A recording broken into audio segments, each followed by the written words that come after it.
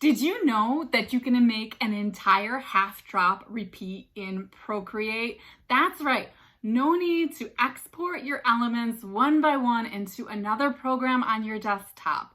You can do the entire process all in Procreate. Well, I know some of you out there already knew this, but I actually just learned about it this week.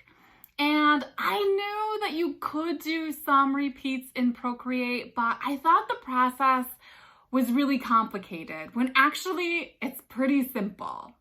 So today I'm going to share with you the entire process so you too can make beautiful, complex, or simple repeat patterns, and then how you can upload those so that you can use your repeating patterns on sites like Spoonflower for fabric and wallpaper, or on other print-on-demand sites like Redbubble and Society6. For those of you that noticed this, I did take a nasty fall this week on a cracked sidewalk. I was carrying my daughter in her sack here, a backpack, sidewalk crack. My foot got stuck. I went flying, and of course I wanted to protect my daughter's head. So I went down elbow and finger first. Luckily, her head is safe. Anyway, I wanted to get that out of the way because I know I like to talk with my hands, and you're gonna be thinking, what the heck is that? The other disclaimer before we get started with the tutorial is that I did learn this process on another YouTube site. This process came from Woolly Pronto, and I will be linking that tutorial in the show notes. Now, of course, you could head on over and watch that tutorial. You could watch them both if you'd like. Woolly Pronto has some freebies, although I'll warn you, the freebie of the template is in a size that might be a lower resolution than you want. Now, she also shows you how to set up your canvas, so no worries, you can use that. I'm also going to cover some things that she didn't, but I just wanted to be absolutely transparent that I got this idea from someone else and wanted to give you all a chance to have access to that information too. Okay, so I'm going to start with an overview of the process. You can skip past this overview if you want because we're going to go step by step. But I wanted to conclude this overview because once you're done watching the whole tutorial, you might want to go back and have this for a reference for yourself. You can just press pause when you get to the end of the screen that shows you the complete process. And then you don't have to keep replaying the YouTube video over and over again. You can just have a still shot reference template of all of the steps in the process. Okay, so here is what we are going to do step by step. And as I said, after we go through the overview, I'm going to show you firsthand on a practice pattern that I made just quickly for the purpose of showing you the process. Okay, so first you want to set up a square canvas. This is going to be the first thing when you go into Procreate is choose a size. As I mentioned on the other YouTube tutorial, the square canvas was 2000 by 2000. That might not be big enough. I'm going to be using 6000 pixels by 6000 pixels. You can decide after you've seen the whole thing what kind of size you need for your purpose. The next thing we're going to do is set up 6 quadrants. I don't know if quadrants is exactly the right word, but 6 areas. So first it's going to be quadrants 1, 2, 3, 4, and those are just 4 equal squares. And then you can see 5 and 6, those are just going to be half because this is going to be a half drop repeat. Once we set up all of those quadrants, we just get rid of that layer board and we have those saved. You're good to go. So now we get into drawing. It's very important that you set a background. If you just do a clear background, you're going to have some technical difficulties, as I did. So set up a background and then open a new layer panel to start drawing on. And you just begin to draw, focusing on the middle, You know, as I said, we're going to go through this in more detail next. And then what we have to do is do some flipping. So the first time we flip, and we flip horizontally and vertically, we're going to be flipping quadrants 1, then 2, and then 6. And hopefully this drawing will help you remember where those are. And then the pattern details from the inside are going to be flipped towards the outside. This is going to be sort of a 3-step process. We draw again the second time, and we're just drawing again, maybe focusing on the middle is a good idea. You don't have to, just don't go over the edge. And then we're going to flip for the second time, but this time we flip quadrants 3, 4, and 5. And that's the last time we flip. So once you've flipped and you flip them horizontally and vertically, then you're just going to go ahead and fill in the missing space in the middle. Once you've done that, you might want to do some spot checking. You can rearrange some of the elements that are unevenly spaced. Again, just don't mess with the edges at this point. You can only mess with the inside. Then once you've done that, that is pretty much the half drop repeat, but you don't want to stop there. And on the other tutorial, they called this next phase sort of a test phase. It is, but it is a bit more than a test phase. So first, you do want to test your pattern to make sure it repeats properly. You're going to need to make 5 copies of your little tile. And then I'm just showing you on this little diagram where you want to lock in these pieces so that you can test if it's a repeat. So this time you have 5 pieces. 3 of them are full pieces and 2 of them are half. I'm going to show you how to lock them into place. And if all goes well, you should see a repeating pattern. Now, not only is this a test, but this final step is actually going to be the image that you want to export. You probably don't want to just export the half drop tile unless you're using certain kinds of software, but it's going to be much easier if you import the total full square once you've tested, because that is going to be a regular repeat, not a half drop repeat. So that's going to be a regular repeat that you can easily use in Photoshop, upload onto Spoonflower and all kinds of other programs without a problem. Okay, so here I'm just going to show you a quick test pattern that I did. Now I'm telling you, this is not some final work of art that I'm going to upload into my shops. I just wanted to do something quickly to show you how the process works. Okay, so here we've selected a 6,000 by 6,000 canvas.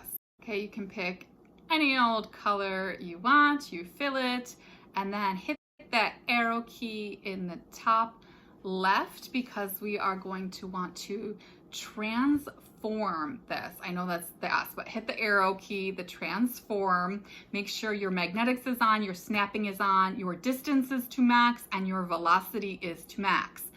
Also, if you look down, you're going to see bilinear on that same menu. Make sure bilinear is clicked on. Okay. So now we're going to transform. We're going to first create those 1, 2, 3, 4, and with snapping, it should go exactly into place. All right, so we just move it into the upper left-hand corner. And now we're going to hit that little S squiggly, is what I call it. Make sure the layer is selected. I kept forgetting, and then go to that heart, save and load, click the plus button, add selection. It'll be called selection 1. Then you just go up and fill the canvas again, and then transform with that with that arrow key, you're going to need to make sure that the layer is selected again, which, as I said, is a really easy step to forget, and you're going to wonder why save and load isn't working. So you go to the layer, click select, add the plus button, and then you've got selection 2, so that's quadrant 2. You fill it again, you're getting the point. You go up, and now we do number 3. By this time, hopefully you're remembering to hit the select button. Go to save and load, selection 3. All right, and we're going to do this for number 4. And then if you remember from our overview, these next 5 and 6 are going to be half. So you don't want to shrink it down like that. You want to hover in the middle and slide it over. Those golden lines are your friends. Going to select again. This is selection 5. And then our last one is going to be number 6. And then arrow, see, yep, it's really easy to accidentally shrink it. You just go up again, slide it over, and now we've got number 6.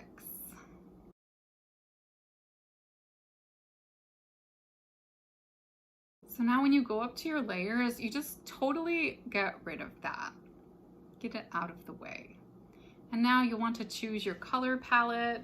As you see, in January 2023, Spoonflower had a little drawing competition. They had a color palette, so I have that in there, and I'm just going to use that one for the fun of it. And now the background is very important. As I said, you might have some problems if you forget to select a background color. Then on a new layer, just adjust your brush sizes as necessary. You can just start drawing. We're going to draw a little fun cherry print. As I said, we're just kind of sketching today to test out the process. It's a good idea to focus your elements towards the center. This will kind of make the process easier, but you can go towards the outside. Just make sure you never go over the edge. And if you want to add any textures, you'll want to do it each time before you go on to the next step. So here I just use Alpha Lock, and I'm just testing out some kind of speckled textures. We're not doing anything too fancy. And then you'll just want to put these in a group with the background. Make a group with the background. So now it's time for the first flip. Hit transform button, but make sure these are grouped, and go up, select the group.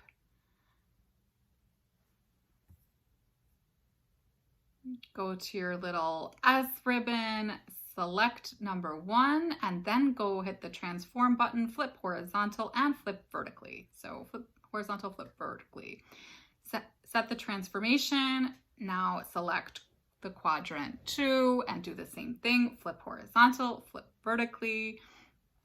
And then we go over to selection 6 and transform, flip horizontally, flip vertically, right? So that's transformation number 1. We're going to transform twice for a total of 3 sets of drawings. Okay, so now we begin drawing number 2, and as you see, the middle is kind of the spot that's more blank. So you go and select your main brush again, obviously not your texture brush at first.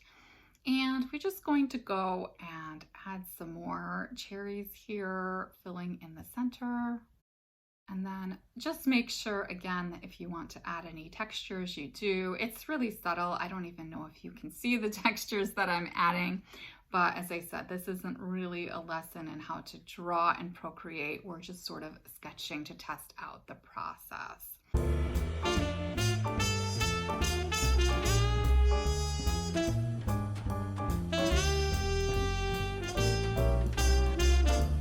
I'm just showing you here what happens if you don't select the entire group. You're going to just be selecting the elements and it's going to go really wonky. So you want to go up and make sure that you're selecting the entire pattern group, not just the layer. And this is the same thing will happen if you don't set a background. So make sure you're selecting the entire group, then hit that little S ribbon. We're going to do quadrants 3, 4, and 5. So we go up to 3, transform, flip horizontal, flip vertically. Quadrant 4.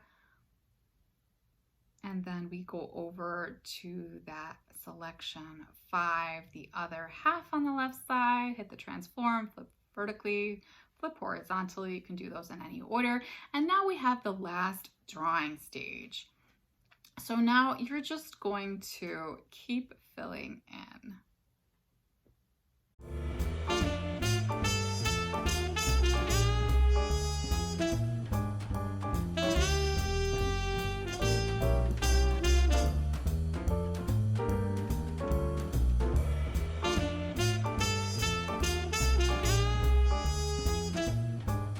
And then this stage, because you've already done all of the drawing, this is where you want to rearrange. And it might be helpful to turn the snapping off, but you're going to have to remember to turn it back on later.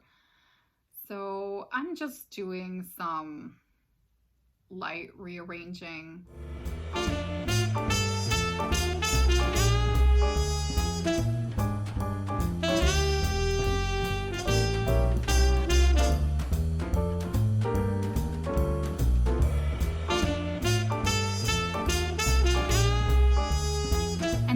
Once you have it arranged the way you like, you're going to make a copy of that whole group. You can just flatten it, and then you need to make 5 copies of the flattened image. Turn all the magnetics and snapping back on.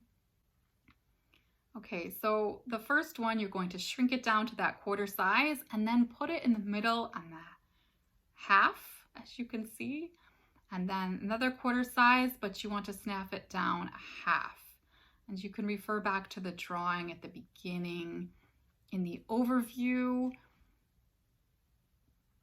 if you need to see how these are arranged more easily. So you're having 3 on the one side, and you're going to have 2 on the other, but on the left side, the top and bottom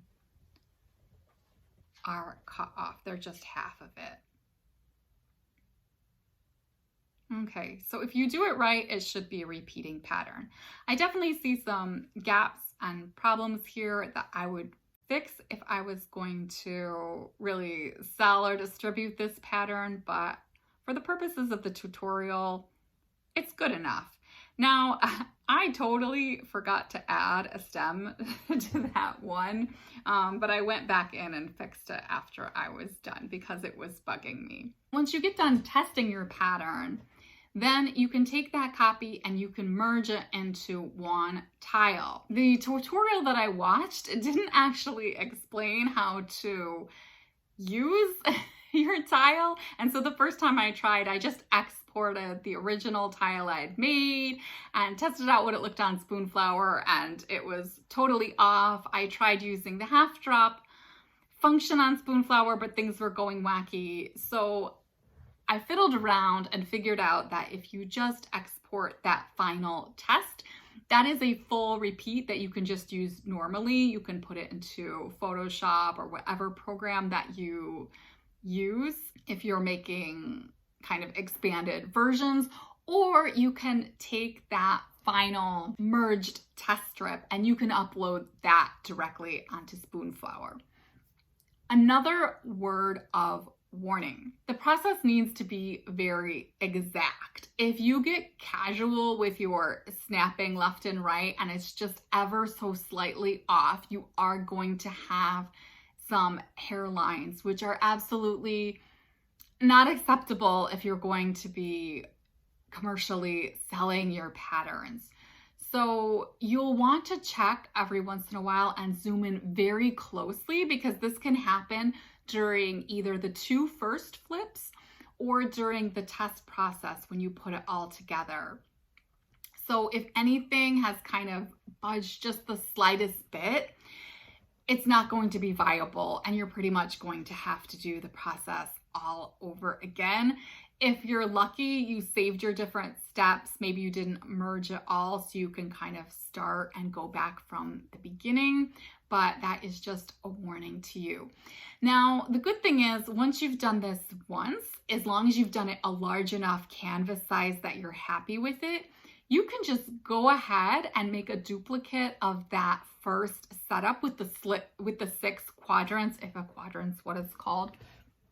And then you can use that as your repeat tiling canvas. You don't have to do that process again. After that, you can just draw, flip, and then draw again, test it out, repeat pattern.